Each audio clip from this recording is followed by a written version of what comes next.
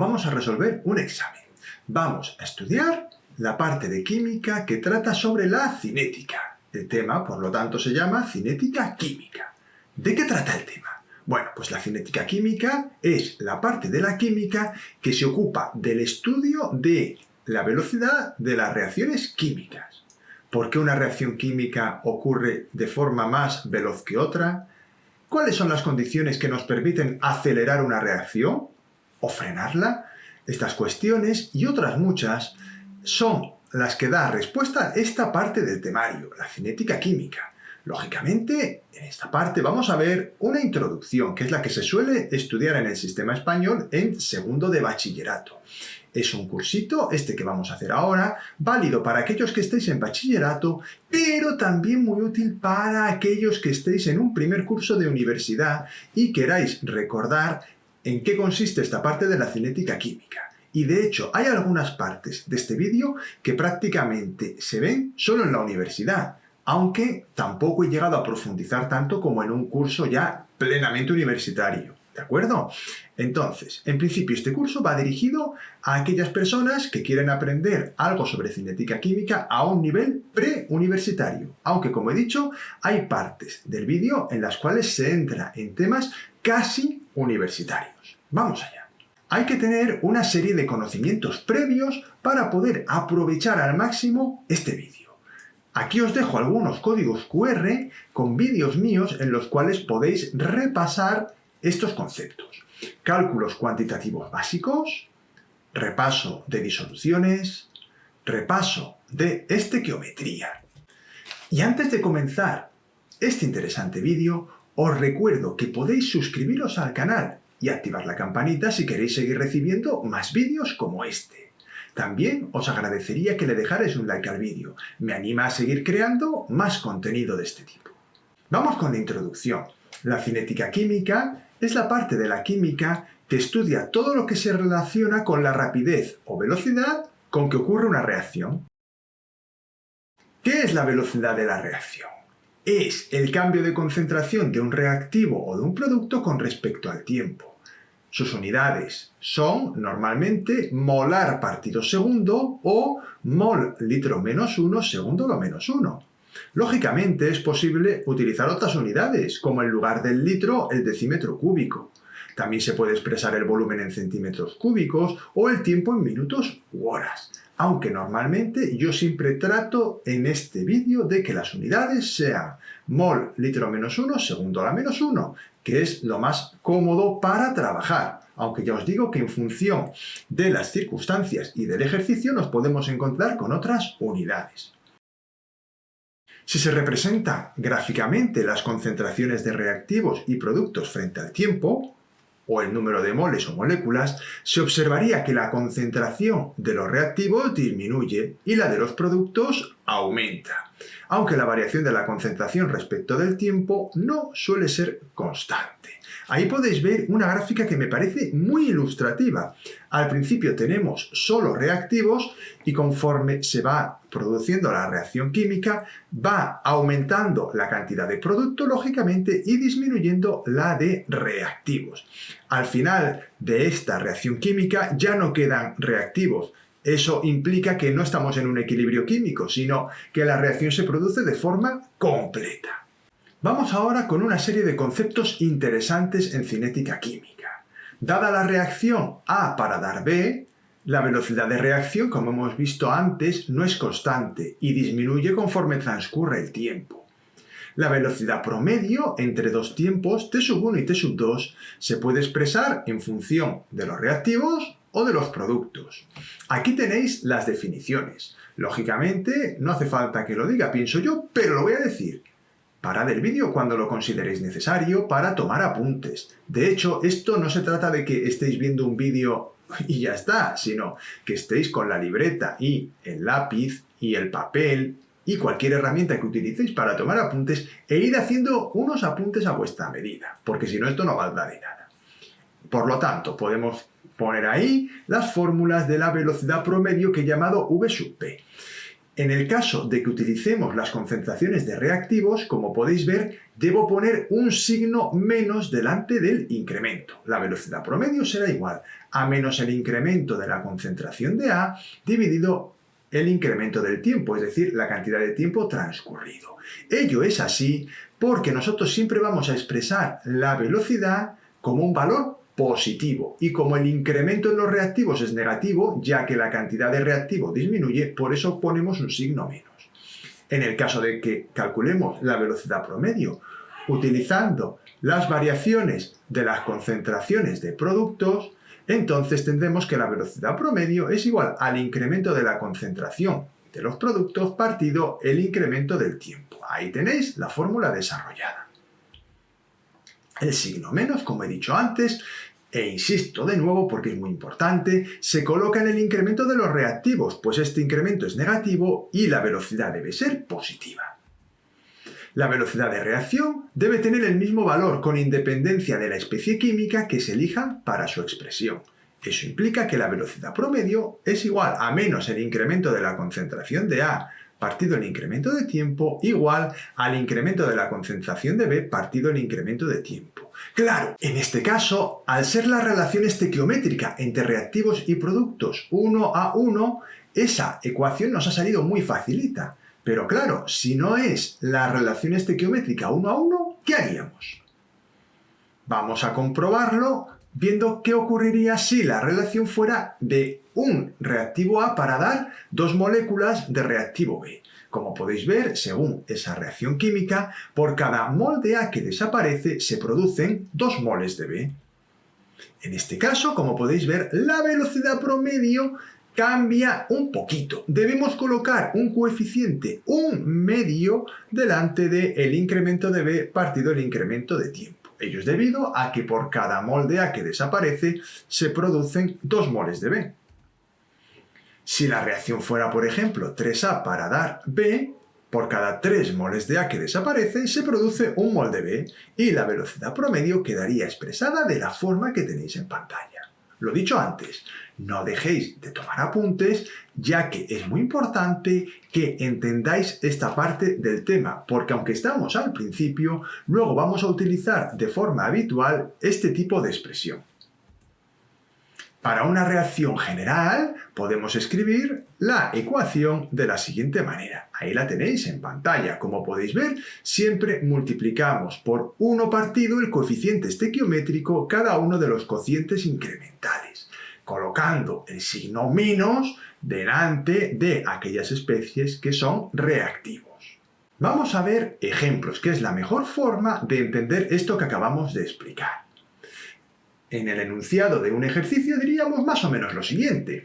Escribe las expresiones de la velocidad promedio de las siguientes ecuaciones químicas en función del consumo de los reactivos y de la generación de productos. Por ejemplo, ahí tenemos 2 moléculas de ozono para dar 3 moléculas de oxígeno. Así escribiríamos la velocidad promedio. Podéis vosotros, si queréis, parar el vídeo e intentar hacer por vosotros mismos los ejercicios antes de que yo dé la solución. Sería ideal que supierais hacerlo y os saliera bien. Y si no sale bien, no pasa nada. Comprobamos solución y aprendemos. Ahí tenemos otra ecuación química, la síntesis del amoníaco. Va, parad el vídeo e intentadlo vosotros. Bueno, ya voy a poner la solución, ya ha pasado bastante rato. Ahí tenéis la solución. Me parece que habéis acertado, estoy seguro. La velocidad promedio es menos el incremento de la concentración de nitrógeno partido el incremento de tiempo, igual a menos 1/3 por el incremento de la concentración de hidrógeno partido el incremento de tiempo, igual a 1/2, fijaos en los coeficientes estequiométricos, 1/2 por el incremento de la concentración de amoníaco partido el incremento de tiempo. Otra reacción más, está un poquito más complicada, pero la metodología es la misma. Va, parad el vídeo un momento y contestamos. Ahí tenéis la solución. Lo único que cambia es que los números son un poco más grandes, pero la metodología, como habéis visto, es la misma. No se debe confundir la velocidad promedio de la reacción con la velocidad individual de aparición o desaparición de los reactivos y productos. No tienen por qué coincidir. Por ejemplo, en este último caso, podemos decir que ahí, expresando la velocidad promedio en función de las velocidades de reactivos y productos, podríamos escribir como está ahí esa ecuación: velocidad promedio igual a 1/4 por la velocidad de amoníaco, igual a 1/5 por la velocidad de oxígeno, igual a 1/4 por la velocidad de monóxido de nitrógeno, igual a 1/6 por la velocidad de aparición del agua. Vamos a continuar con más ejemplos. Considere la siguiente reacción. Ahí tenemos una reacción química. 4 moléculas de dióxido de nitrógeno más una de oxígeno nos dan 2 moléculas de pentaóxido de dinitrógeno. Suponga que en un momento determinado de la reacción el oxígeno molecular está reaccionando a la velocidad de 0,024 molar partido segundo. Esa velocidad que nos están dando es la velocidad promedio en un intervalo de tiempo determinado, en ese momento que nos están diciendo, aunque también podría interpretarse como una velocidad instantánea. Apartado A. ¿A qué velocidad se está formando el N2O5? Vamos a resolver el ejercicio. Observad que nos están dando la velocidad a la que está reaccionando el oxígeno y nos piden la velocidad a la que se está formando el N2O5. En ningún momento ni me dan ni me piden la velocidad promedio de la reacción. En este caso puedo escribir, acorde a lo que hemos visto en las anteriores diapositivas, que la velocidad promedio de esta reacción es igual a 1/4 por la velocidad de dióxido de nitrógeno, igual a 1 por la velocidad de formación del oxígeno, igual a 1/2 por la velocidad de desaparición del pentaóxido de dinitrógeno. Puesto que conozco la velocidad de reacción del oxígeno, puedo utilizar la parte de la igualdad que acabo de redondear para hacer el cálculo de la velocidad de formación del pentaóxido de dinitrógeno. Sería así: sustituimos el 0,024 en la velocidad de desaparición del oxígeno y obtendríamos la velocidad a la que se está formando el pentaóxido de dinitrógeno: 0,048 molar partido segundo. Damos la solución. En ese instante, el N2O5 se produce una velocidad de 0,048 molar partido segundo. Apartado B. ¿A qué velocidad está reaccionando el NO2? El procedimiento es el mismo. ¿Por qué no lo intentáis vosotros? Parad el vídeo, intentadlo y comparamos soluciones. Vamos a verlo. Puesto que conozco la velocidad de reacción del oxígeno, ahora utilizo la parte que tengo redondeada, la primera parte de las igualdades. En este caso, despejaremos la velocidad de desaparición del NO2 y obtendremos un valor de 0,096 molar partido segundo. Y colocamos la solución recuadrada. Una nota que pongo ahí a pie de la diapositiva. Puedo trabajar con velocidades negativas para indicar que el reactivo se consume, pero como ya os he dicho al principio, normalmente expresamos las velocidades siempre positivas. Por eso no veréis que yo ponga signos menos en los resultados de las velocidades. Continuamos con un ejemplo más para que quede perfectamente claro todas las situaciones en las que vamos a trabajar con la velocidad promedio de una reacción. Nos dicen lo siguiente. Considere la siguiente reacción, que es la que hemos utilizado anteriormente. 4 moléculas de dióxido de nitrógeno más una molécula de oxígeno va a dar lugar a 2 moléculas de pentaóxido de dinitrógeno. Después de hacer un estudio de la misma, se han obtenido los siguientes datos. Ahí tenemos el tiempo y la concentración molar de dióxido de nitrógeno. 0, 10, 20, 30, 40 segundos y las concentraciones correspondientes. Como podéis ver, la concentración va disminuyendo, lógicamente, porque el dióxido de nitrógeno es un reactivo y su cantidad va a ir disminuyendo a medida que se produce pentaóxido de dinitrógeno. Nos dice el ejercicio lo siguiente. Calcula la velocidad promedio de la reacción en los 10 primeros segundos. Simplemente vamos a aplicar la fórmula que hemos visto anteriormente. La velocidad promedio de la reacción. Mucho cuidado aquí. No nos piden la velocidad promedio la que desaparece el dióxido de nitrógeno, sino la velocidad promedio de la reacción. Debemos utilizar la fórmula que hemos visto anteriormente y calcular la velocidad, en primer lugar, a la que desaparece el NO2, con la fórmula que tenéis en pantalla. En este caso, observad que no estoy colocando el coeficiente estequiométrico, ya que estoy calculando la velocidad a la que desaparece el NO2. Cuando vaya a calcular la velocidad promedio, entonces colocaré ese coeficiente. Sustituimos los datos que tenéis en pantalla y, si vais haciendo los cálculos por vosotros mismos, mejor que mejor, podéis llegar al mismo resultado que yo, que el dióxido de nitrógeno desaparece a una velocidad de 0,02 molar partido segundo. Ahora ya puedo calcular la velocidad promedio de la reacción e incluso podría calcular la velocidad de desaparición del oxígeno y la de producción del pentaóxido de dinitrógeno. Pero no me lo pide, me pide la velocidad promedio, así que la voy a calcular multiplicando un cuarto por 0,02, obteniendo el resultado de 0,005 molar partido segundo, que es la velocidad promedio de la reacción. Continuamos ahora con otro concepto. Ya hemos estudiado lo que es la velocidad promedio de una reacción. Vamos a entrar ahora en el concepto de velocidad instantánea de una reacción. La velocidad instantánea es la velocidad de la reacción para un instante determinado. Incremento de t tiende a cero, es decir, el intervalo de tiempo en el cual medimos la velocidad es infinitamente pequeño. Y coincide con la tangente, esta velocidad instantánea, en un punto a la curva de reacción. Por ello, coincide también con la derivada de la concentración frente al tiempo. Lógicamente, para poder entender bien esto hay que entender el concepto de derivada, que es un concepto matemático. Pero en estos niveles se supone que ya deberíamos entender lo que significa desde el punto de vista geométrico la derivada de una función.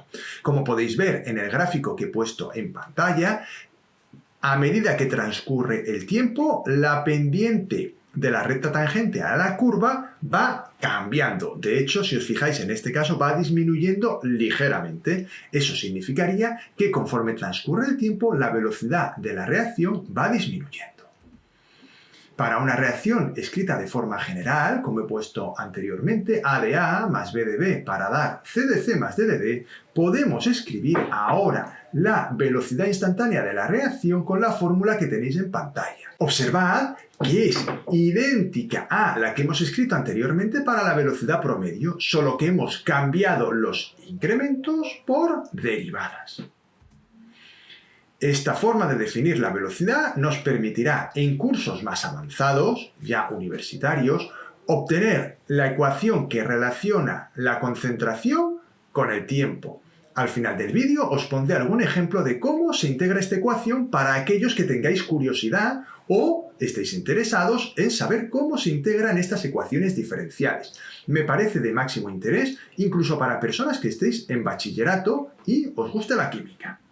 Vamos ahora a por otro concepto, el concepto de ley de velocidad. La ley de velocidad es una expresión que relaciona la velocidad de la reacción con las concentraciones de los reactivos.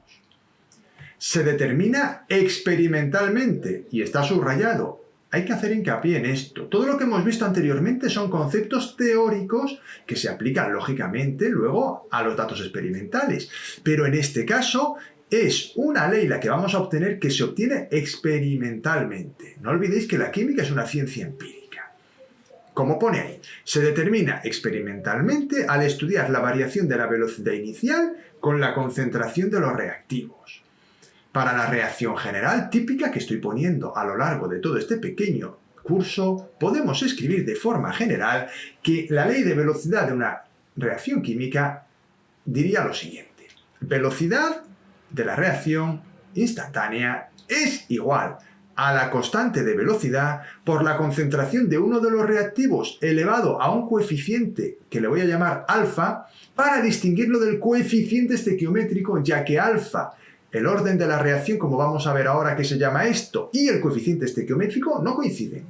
Multiplicaremos por b elevado a beta, ya que en esta ley de velocidad deben aparecer de forma general las concentraciones de todos los reactivos elevados, cada uno de ellos a un número, que no debe coincidir, o no tiene por qué coincidir, mejor dicho, con los coeficientes estequiométricos. Vamos a decir lo que es cada uno de los términos de la ecuación que acabo de escribir. V es la velocidad de reacción instantánea, K es la constante de velocidad, concentración de A es la concentración de A en ese instante, alfa es el orden de reacción respecto a la especie A, la concentración de B en ese instante, y beta el orden de reacción respecto a la especie B. El orden global de la reacción será la suma de los órdenes parciales, alfa más beta. Por otro lado, el orden de la reacción no tiene por qué coincidir con el coeficiente estequiométrico del reactivo tal como he dicho, aunque hay situaciones en las que sí, pero eso lo veremos más adelante. Y después de explicar estos conceptos, vamos a ver más ejemplos, porque en este tema estoy muy interesado en que a cada parte teórica le sigan unos ejemplitos que os ayuden a visualizar mejor lo que hemos explicado. Vamos a ver el típico ejemplo de esta parte. Ahí tenéis el enunciado. Se ha medido la velocidad de una reacción a 25 grados centígrados, para lo que se han diseñado 4 experimentos. Ahí tenéis una tabla con las concentraciones iniciales, en este caso, de cada uno de los reactivos y la velocidad inicial de la reacción. En este ejercicio nos piden, determina los órdenes de reacción parciales y total, la constante de velocidad y la velocidad cuando las concentraciones de A y B sean ambas 5 por 10 a la menos 2 molar. Bueno, como veis, un ejercicio muy completo donde nos lo piden todo. Vamos a resolverlo. Comparando los experimentos 1 y 3, donde la concentración de A permanece constante, mucho ojo porque esto es importante a la hora de hacer estos ejercicios. Vamos a buscar experimentos en los cuales la concentración de uno de los reactivos no varíe. ¿Por qué? Porque ahora con la metodología que vamos a emplear nos va a permitir conocer el orden de la reacción del otro reactivo. Vamos a verlo. Mirad, en este caso cogemos los experimentos 1 y 3 y por supuesto parad el vídeo y copiad esto. Dividimos la velocidad del experimento 3 entre el experimento 1, obteniendo la expresión que tenemos en pantalla. Fijaos, vamos a poder simplificar, en este caso, tanto la constante de velocidad como en este caso 0,1 elevado a alfa. Es decir, el término asociado al reactivo A me lo quito de en medio. Con eso conseguimos que nos quede una sola incógnita en la ecuación, que es beta. Operamos y como podéis ver nos queda una ecuación exponencial. 3 igual a 3 elevado a beta. Normalmente estas ecuaciones exponenciales suelen ser fáciles de resolver y no hace falta utilizar logaritmos. En este caso, como veis, beta es igual a 1, lo cual significa que el orden de reacción respecto al reactivo B es 1. Fijaos que no coincide en este caso con el coeficiente estequiométrico, que es 2. Continuamos. Comparamos ahora los experimentos 1 y 2, donde la concentración de B permanece constante y es 0,1. Fijaos, otra vez, porque ahora lo que voy a buscar es calcular alfa. Hacemos el mismo procedimiento de antes. Ahí lo tenéis. Dividimos la velocidad 2 entre la velocidad 1. Yo siempre trato de dividir la velocidad con un mayor valor entre la velocidad con un menor valor, para que no me queden fracciones. Os animo a que paréis el vídeo y a que terminéis vosotros de calcular alfa y luego comparéis vuestro resultado con el mío. Vamos a sacar alfa. Sustituimos los valores de la velocidad, simplificamos la constante de velocidad y el término de 0,1 elevado a beta, obteniendo la ecuación 4 igual a 2 elevado a alfa. Es inmediato obtener, por lo tanto, que alfa es 2, es decir, el orden de reacción respecto del reactivo A es 2. Damos el resultado de los órdenes de reacción. El orden de reacción respecto al reactivo A es 2, respecto al reactivo B es 1 y el orden global es 2 más 1, 3. Pero el ejercicio todavía no ha terminado. Vamos ahora a calcular la constante de velocidad. Con los resultados obtenidos anteriormente podemos escribir la ecuación de velocidad de la forma que tenéis en pantalla. V igual a K por la concentración de A al cuadrado por B. Para calcular la constante de velocidad, basta con tomar los datos de uno de los experimentos y sustituir en esta ecuación. Las unidades de K las deduciremos en este paso. Yo utilizaré los datos del experimento 1. Dos cositas. Puedo utilizar cualquier experimento, el resultado debería ser el mismo. Cuestión 2 muy importante. Las unidades de la constante de velocidad dependen del orden de la reacción. Por eso, siempre que calculemos el valor de la constante de velocidad, debemos deducir sus unidades. Despejamos la constante de velocidad y escribimos, tal como tenéis en pantalla, los numeritos que tenemos que poner: la velocidad, las concentraciones y las unidades. Operamos los números, pero sobre todo simplificamos las unidades, tal como veis que hago yo en pantalla, obteniendo que la constante de velocidad es 5,5 por 10 a la menos 3 molar a la menos 2 segundo a la menos 1, que también se puede expresar, lo digo por si alguno lo veis escrito en algún libro de otra forma, como 5,5 por 10 a la menos 3 mol partido litro a la menos 2 segundo a la menos 1, ya que molar es lo mismo que mol partido litro o mol partido decímetro cúbico. Incluso al exponente negativo del mol partido litro a la menos 2 le podemos dar la vuelta, aplicando la propiedad matemática de las potencias. Por supuesto, cualquiera de estas formas de expresar la unidad es correcta. Vosotros haced la que mejor os venga. Damos el resultado.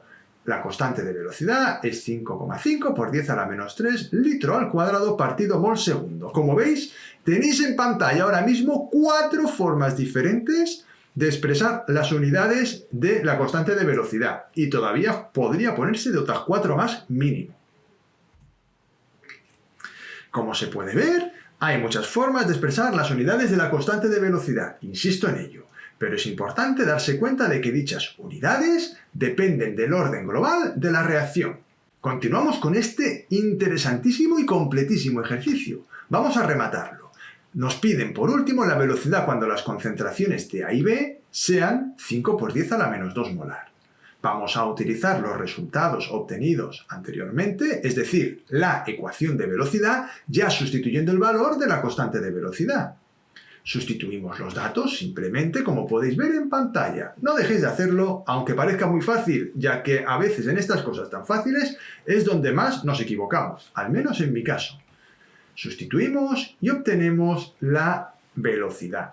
La velocidad tendrá un valor de 6,875 por 10 a la menos 7 molar partido segundo. También podemos poner mol partido litro partido segundo. Ya os digo que en este caso yo no tengo ninguna preferencia. Cada uno que lo ponga como mejor le venga. Continuamos ahora con la teoría de las colisiones.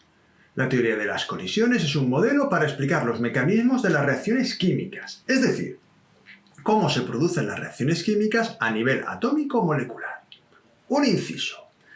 Hasta ahora nosotros hemos analizado desde el punto de vista macroscópico con las reacciones químicas, es decir, estábamos analizando la velocidad a la que se producen, pero siempre desde un punto de vista macroscópico, midiendo concentraciones de reactivos y productos. Ahora vamos a profundizar, nos vamos a meter a nivel que llamamos microscópico, es decir, a nivel atómico. ¿Cómo se produce una reacción química? ¿Por qué unas van más rápido? ¿Por qué otras van más lentas? ¿Por qué unas necesitan que se caliente el sistema para que puedan producirse? Vamos a ver lo que nos dice la teoría de las colisiones, que es una de las teorías que nos ayuda a explicar por qué una reacción es más rápida que otra y, sobre todo, cómo se produce. Según esta teoría, para que se produzca una reacción deben cumplirse 3 condiciones. Primera condición: las moléculas de los reactivos tienen que colisionar entre sí. Lógicamente, esta condición da nombre a la teoría. Para que se produzca una reacción, deben colisionar las moléculas. Si no hay contacto, si no hay colisión, no se produce reacción. Punto 2. Estos choques deben producirse con energía suficiente de forma que se puedan romper y formar enlaces químicos. Es decir, cuando colisionan las moléculas, lo que tiene que ocurrir es que la energía con la que colisionan permita romper los enlaces que ya hay formados y de esta forma que se pueda reorganizar los átomos y formar nuevas moléculas. Si no se rompen previamente los enlaces que forman las moléculas, no habrá reacción química. Tercera cuestión, tercera condición.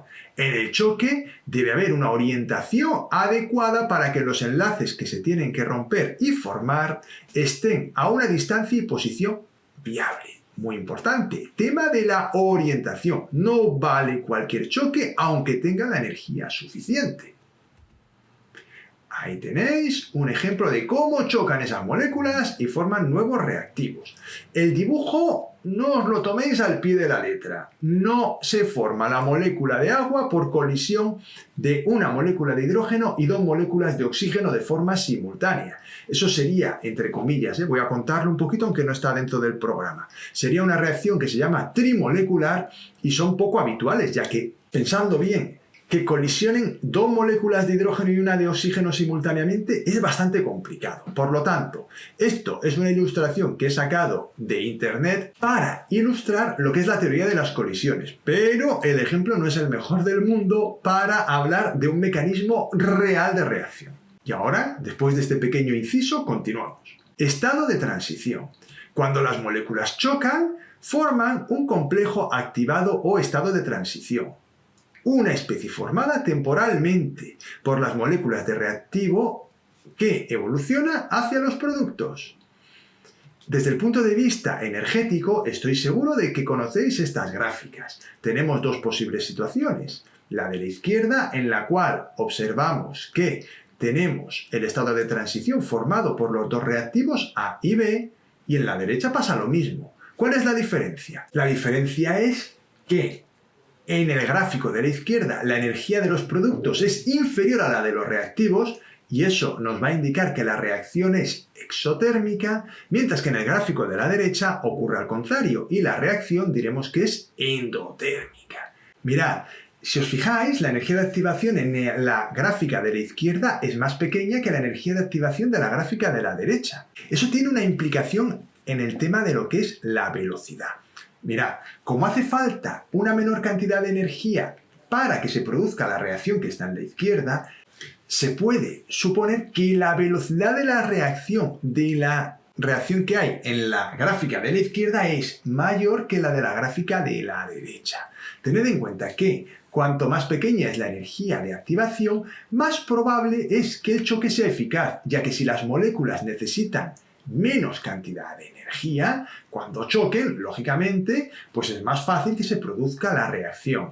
Lógicamente, a una temperatura dada, habrá muchas moléculas con una energía lo suficientemente elevada para producir el choque eficaz.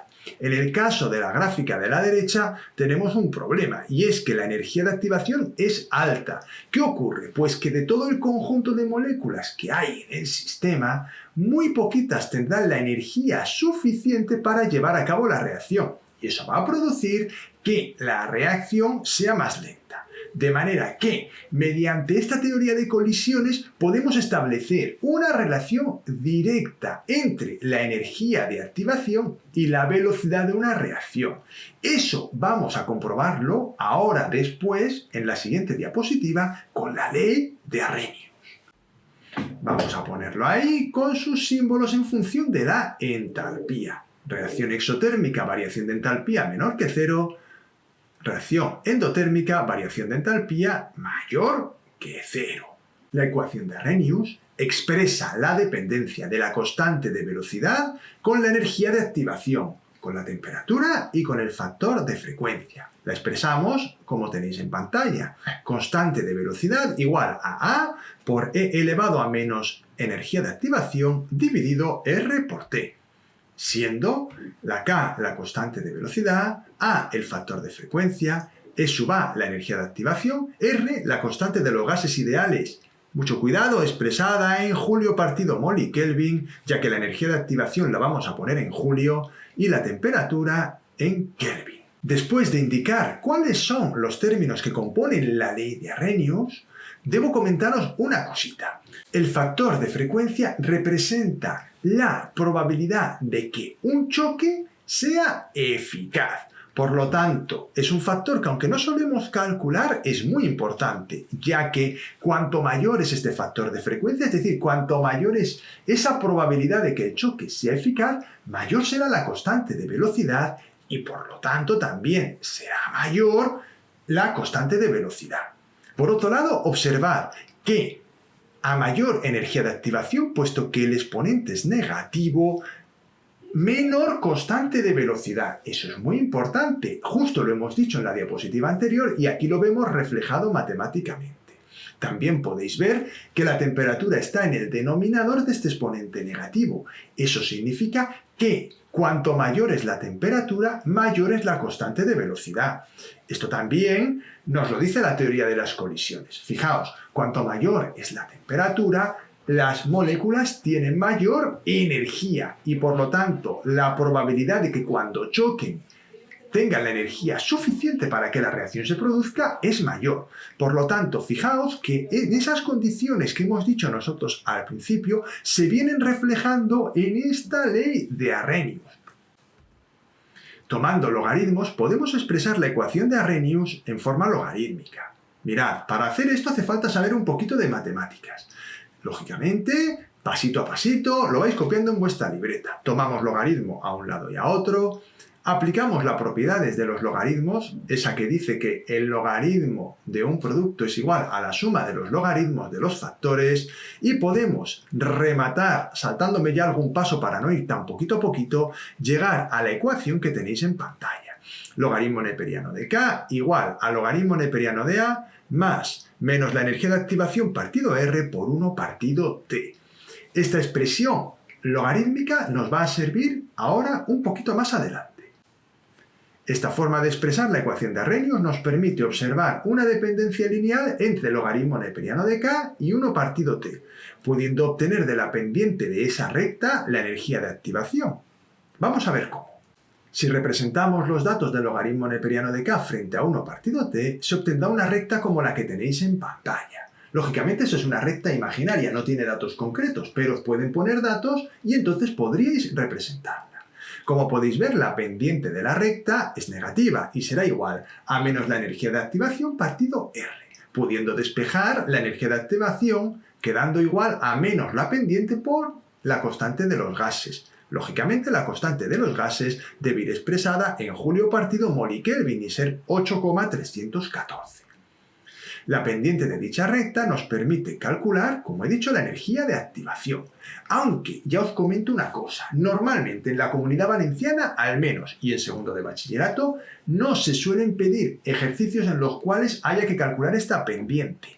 Yo los he visto en los libros, pero normalmente no lo piden, lo cual no quiere decir que no haya que saber hacerlo.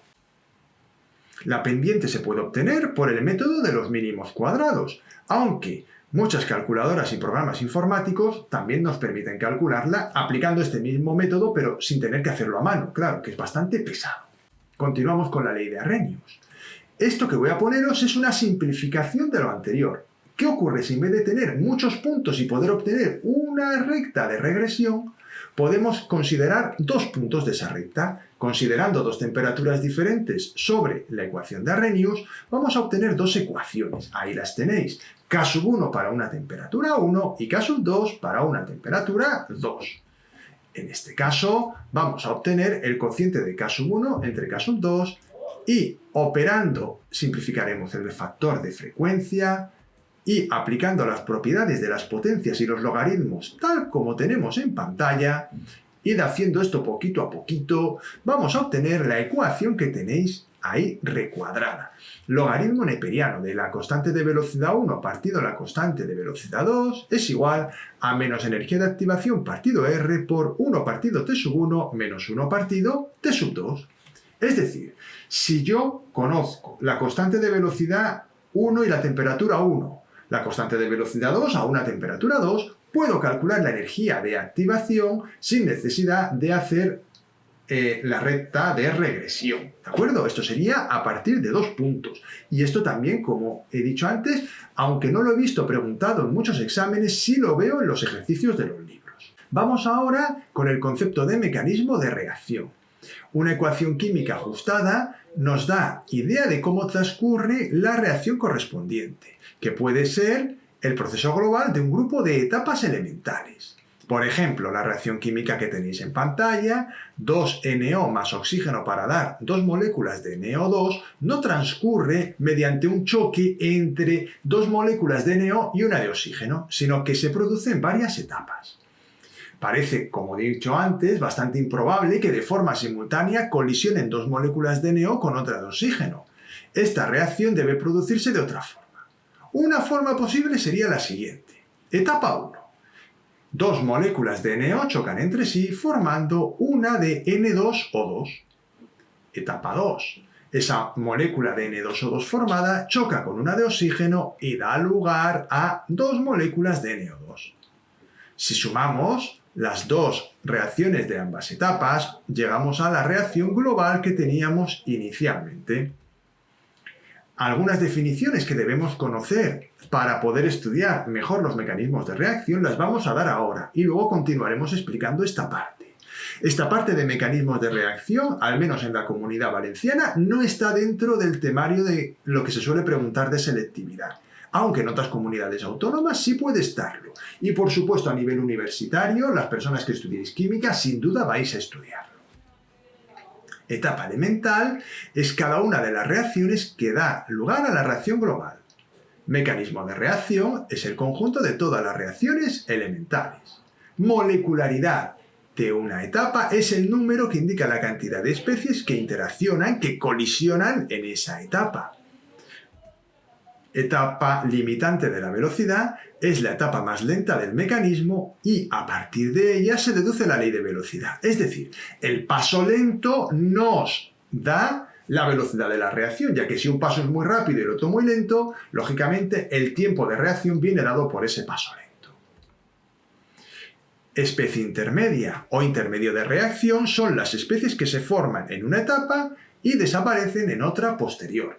Por ejemplo, en este caso, el N2O2 sería esa especie intermedia. A partir del mecanismo de una reacción podemos explicar la ecuación de velocidad obtenida de forma empírica, porque recordad, yo puedo inventarme 14.000 mecanismos de reacción, pero si ese mecanismo de reacción no explica los datos que yo obtengo experimentalmente, sinceramente el mecanismo de reacción no vale para nada, es erróneo. Ahora bien, cuando mi mecanismo de reacción explica los datos experimentales, estoy contento porque he dado con el proceso que realmente puedo predecir que está ocurriendo. Se ha comprobado experimentalmente que la velocidad de la reacción química de descomposición del peróxido de hidrógeno en presencia de ion yoduro es de primer orden respecto a ambas sustancias. Se ha comprobado experimentalmente significa que hay unas personas que han estado en el laboratorio poniendo disoluciones de peróxido de hidrógeno con distintas concentraciones de peróxido de hidrógeno y de ion yoduro y han medido la velocidad de reacción. Y después de hacer esos experimentos y de hacer el procedimiento que hemos explicado anteriormente, han logrado obtener los órdenes de reacción del peróxido de hidrógeno y del ion yoduro y han encontrado que es uno para cada una de ellas. Muy bien, si el orden de reacción es 1, ¿qué mecanismo explica esta reacción de descomposición? Vamos a ver qué mecanismo proponen estas personas. En primer lugar, la etapa 1, peróxido de hidrógeno más ion yoduro, da una molécula de agua más el ion hipoyodito. Etapa 2, el peróxido de hidrógeno reacciona con el ion hipoyodito para dar otra molécula de agua, una molécula de oxígeno y nos devuelve el ion yoduro. El ion yoduro es un catalizador, observad que no aparece en la ecuación química, pero sin él no se puede producir la reacción. Y fijaos también que no se consume. Todos los iones yoduros que participan en la primera etapa son devueltos en la segunda etapa. Sumamos las dos etapas, que cada una, como podéis ver, le he puesto una constante de velocidad, y obtenemos la reacción global.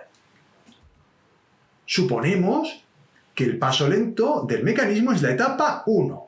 Por ello, podemos decir que la velocidad de la reacción es la del paso 1 y, como podéis ver, coincide justo con la velocidad que hemos obtenido experimentalmente. Por lo tanto, este mecanismo, yo no digo que sea el válido solamente, pero es un mecanismo que sí justifica, con los datos que tenemos, la velocidad de la reacción obtenida experimentalmente.